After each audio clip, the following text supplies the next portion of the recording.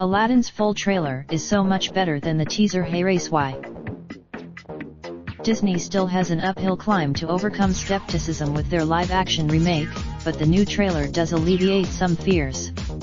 Directed by, put plainly, ATA original is a very cartoonish film that is at its strongest when it breaks the fourth wall and becomes an excuse for a improv session.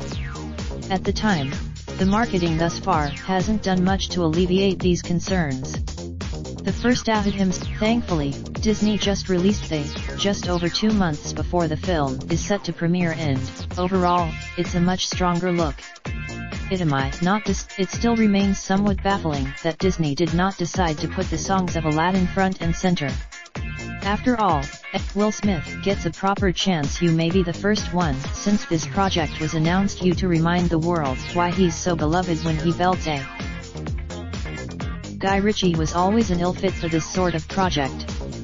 He's a director Ritchie has also previously struggled under the restrictions of Hollywood blockbuster filmmaking.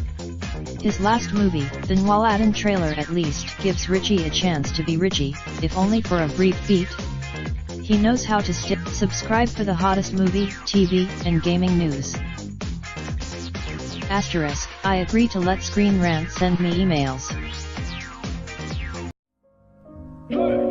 Raindrop, drop top smoking, no cooking the hot pot. Fucking on your bitch, yeah, that. Looking up, open the park pot.